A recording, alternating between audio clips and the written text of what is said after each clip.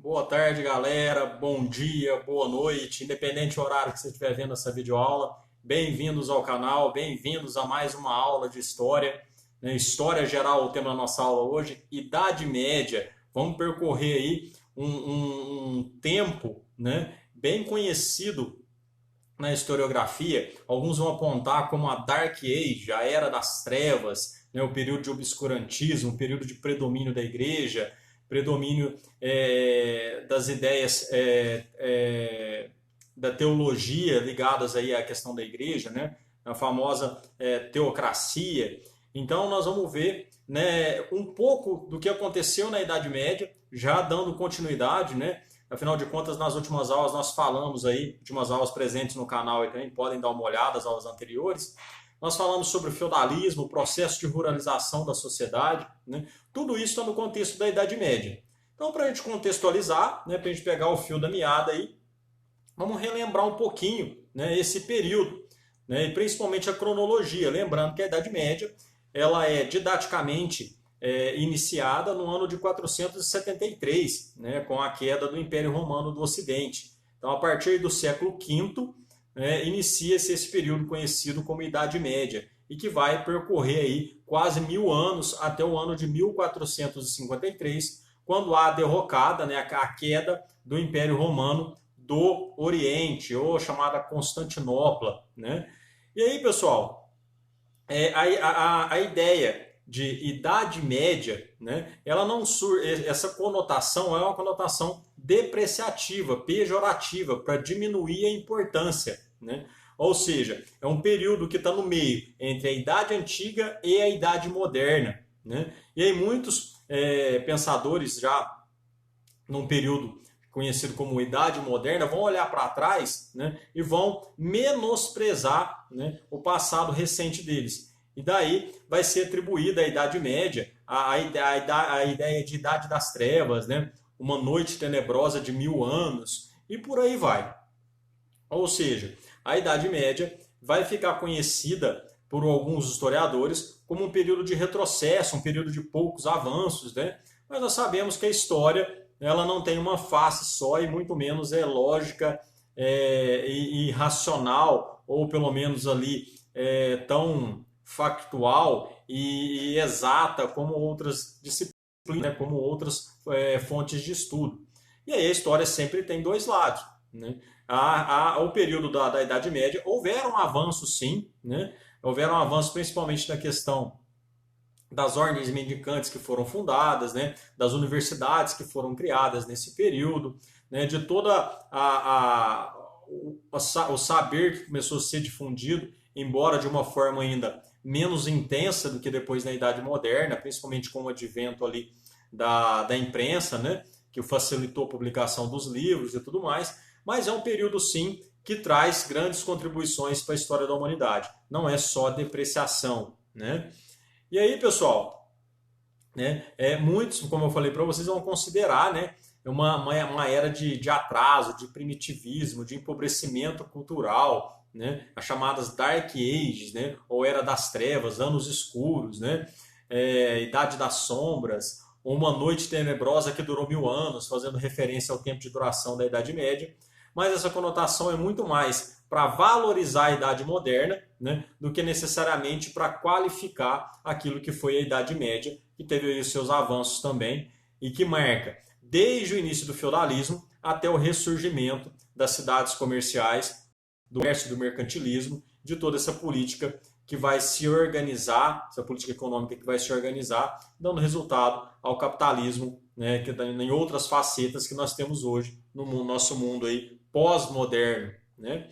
E aí, uma diferença didática aí, né, sobre a Alta Idade Média, que vai do século V ao século X, né, que vai marcar aí as invasões bárbaras, a descentralização política com a formação dos feudos, né, a ruralização da sociedade, a Roma praticamente abandonada, a formação do feudalismo e a consolidação da igreja como a maior instituição, com mais poder, com mais prestígio, né, e com maior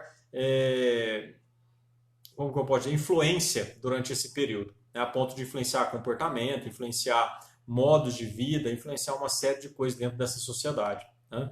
E a Baixa Idade Média, que vai do século X ao século XV, que vai ser marcada ali pelas cruzadas, né? Já pelo renascimento comercial e o ressurgimento das cidades, os famosos burgos ali, que vai dar origem às burguesias, já marcando ali a crise do sistema feudal, né? E fincando o pé nessa nova classe que veio, né, em busca de prestígio, em busca de poder político, que até então tinha só poder financeiro, que é a burguesia. Tá?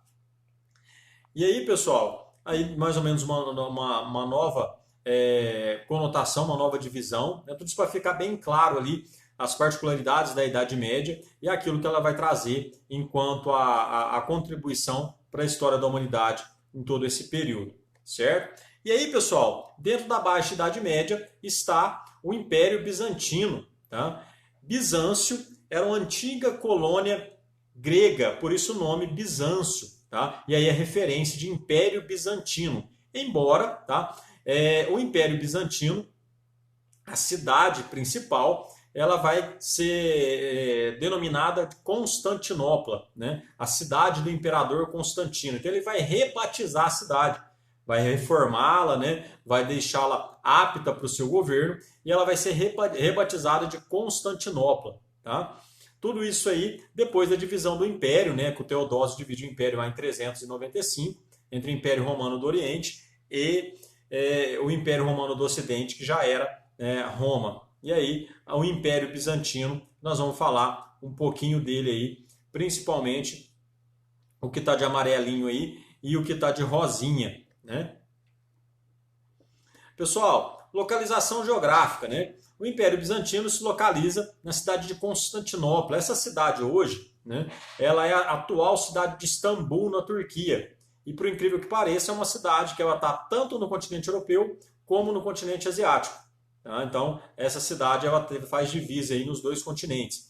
E é ainda hoje, era naquela época, um ponto estratégico de comércio, justamente por estar nesse ponto de encontro, né? E ela vai conseguir se tornar um grande mercado, onde as mercadorias vão fluir para várias regiões, tanto na Europa como também na Ásia. Tá? Então vai ser um ponto de encontro, chamado entreposto comercial, tá? Entre o Ocidente e o Oriente. Tá? E ali vai ser uma cidade que vai prosperar muito. Tanto é que ela vai resistir a essas invasões bárbaras. Lembrando lá que em 476, né, o Império Romano do Ocidente cai, mas Constantinopla se mantém de pé, porque era uma cidade rica, uma cidade que tinha toda uma estruturação, uma cidade murada, uma cidade cercada, uma cidade que tinha ainda, estava vivendo o seu esplendor econômico, principalmente decorrente do comércio, decorrente de toda a influência que ela vai exercer nessa região. Tá? Por isso que ela vai perdurar aí ainda por quase 1000 anos a mais do que o Império Romano do Ocidente, cuja capital era Roma. E aí, pessoal, quais eram as características, né, do Império Bizantino? Tá? Ali viviam vários povos, tá? Desde origem latinos, a região ali da Roma e tudo mais, né? Gregos, semitas, germanos, eslavos, ou seja, uma coxa de retalhos, culturalmente dizendo. Né? O latim permaneceu como idioma nacional durante um bom tempo e depois o grego vai acabar ganhando essa conotação, né, como língua oficial a partir do século VII, tá? Até pela localização ali da cidade de Constantinopla e pelas próprias raízes, né, as fundações da região que era uma antiga colônia grega de Bizâncio. Tá? Então, os bizantinos ali vão se envolver assiduamente na questão religiosa. Tá? Nesse período, o predomínio ali era da religião católica. Tá? Não havia ainda uma grande divisão religiosa. E nós vamos entender isso logo mais adiante na aula. Tá? No ponto de vista da economia, né? O Estado é bem centralizador na figura do seu imperador. Né? No ponto de vista da agricultura, latifúndios, né? Grandes porções de terras controladas pela igreja, né? E por uma nobreza latifundiária, né? Que tinha aí boa parte do domínio dessas terras. O trabalho era feito tanto por homens livres como por escravos, né? E vai ter um intenso desenvolvimento, né, comercial com artigos de luxo, como perfume, tecido, cerâmica, porcelana, peças de vidro que eram produtos muitas vezes produzidos naquela região e tinham alto valor de revenda na Europa. Né? E por ser um entreposto, facilitava desaguar esses produtos em várias regiões. Né? Do ponto de vista político, era uma monarquia centralizada, como eu citei anteriormente, uma monarquia despótica, ou seja, praticamente o imperador governava sozinho, sem ter interferências no seu poder, era um tirano, de fato, e teocrática, porque vai ter uma influência muito grande do viés religioso. Né? Então pode-se aparecer muitas vezes que o Império Bizantino era uma monarquia teocrática, despótica e teocrática, tá? Porque o imperador tinha também influência não só sobre o exército, que estava sob o seu comando, mas também na igreja. Tá?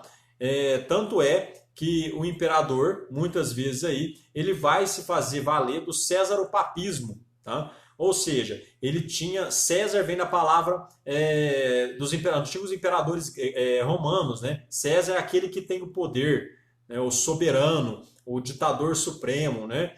E papismo vem de papa, de igreja, de estar consolidado junto com a questão dos assuntos religiosos. Então o imperador ele tinha tanto viés político, como tinha também uma grande influência sobre a igreja. Então essa influência nas tomadas de decisão da igreja vai ficar conhecida como césaropapismo, certo? E aí, pessoal, o imperador mais importante, não, mais aclamado, é o Justiniano. Tá? Justiniano vai governar a região de 527 até 565. E aí ele vai ter inúmeras conquistas, tá? Vai conquistar inúmeros territórios. Ele vai, inclusive, pessoal, fazer uma tentativa de retomar o esplendor do Império Romano, tentando recuperar terras que os bárbaros haviam invadido durante o processo, né, de alargamento das fronteiras de Roma. Então ele vai conquistar, ele vai reaver várias dessas possessões, né? Vai também, inclusive, endividar muito a região, tá? Porque vai aumentar muito o número de impostos, justamente para financiar essas guerras, financiar essas campanhas militares.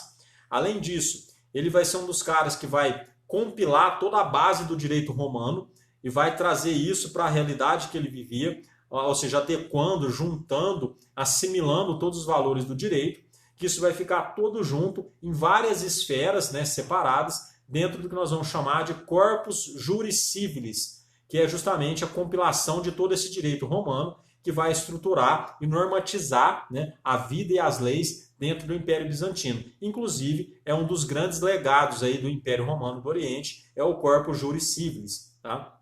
Além disso, o imperador tinha poderes ilimitados, né, um déspota, governa sozinho, tá?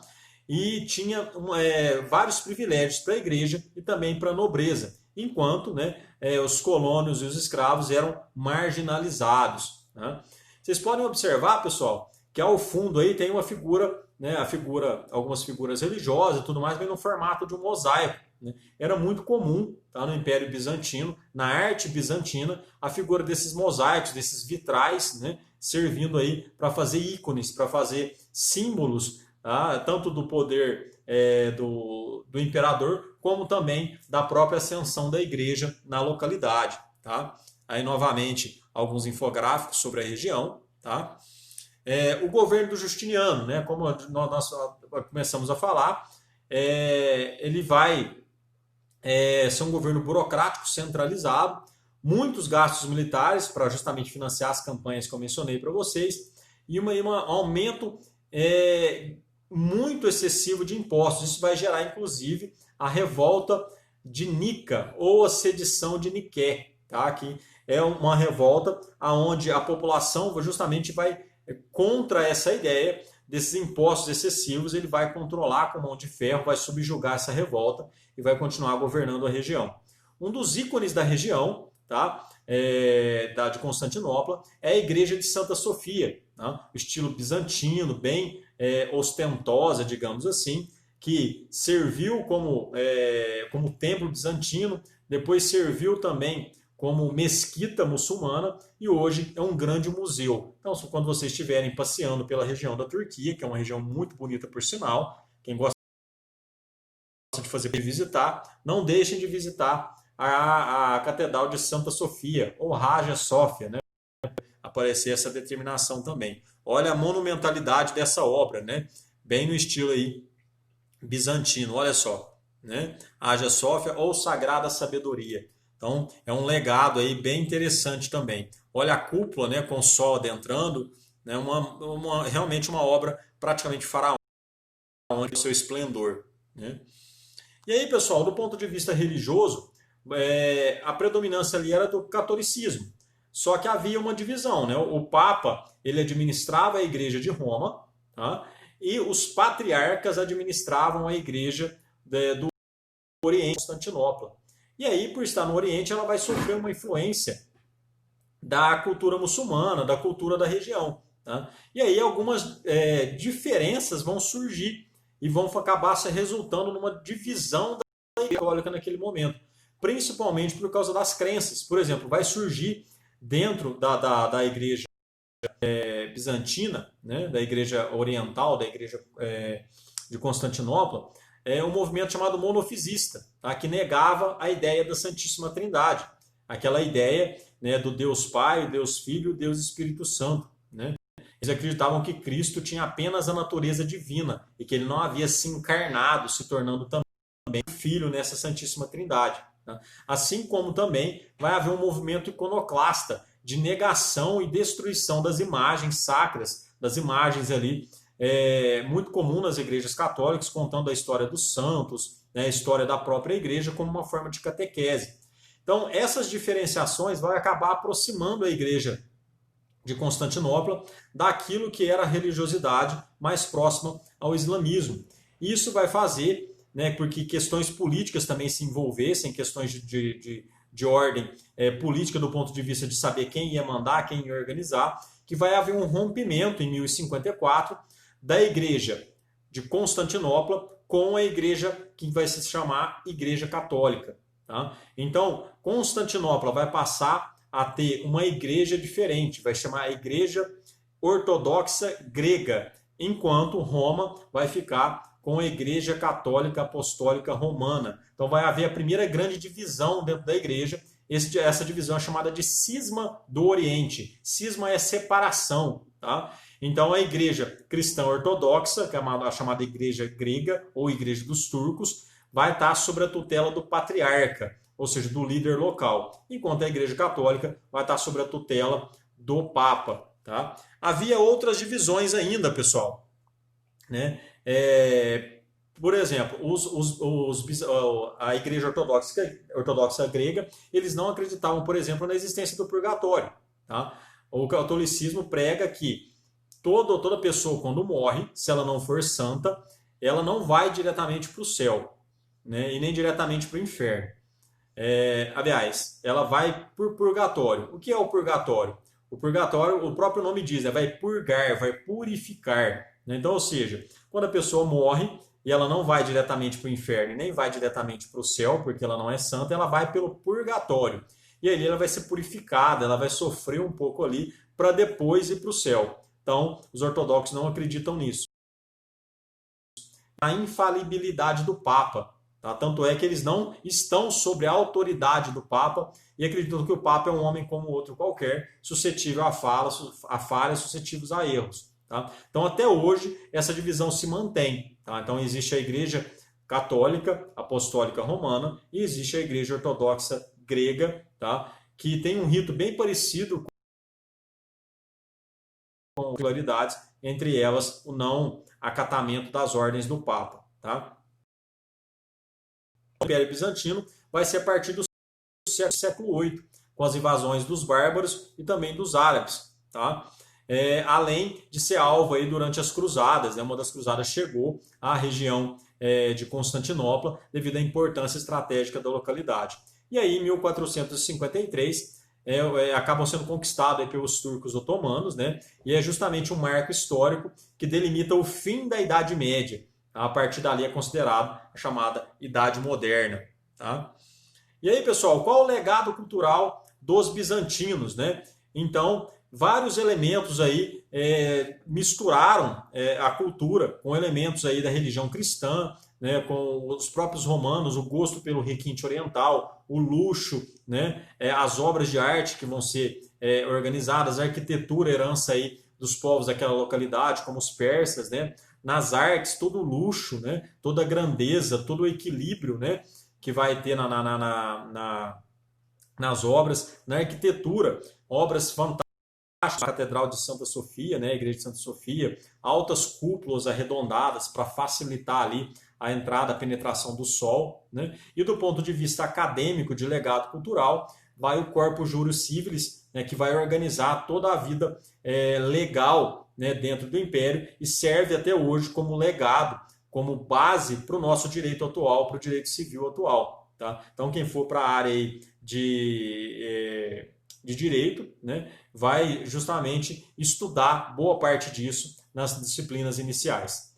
Certo, pessoas? Então fica aqui um pouco do que foi o Império Bizantino. Espero ter colaborado com vocês. No mais, estou à disposição. Até a próxima. Um abraço.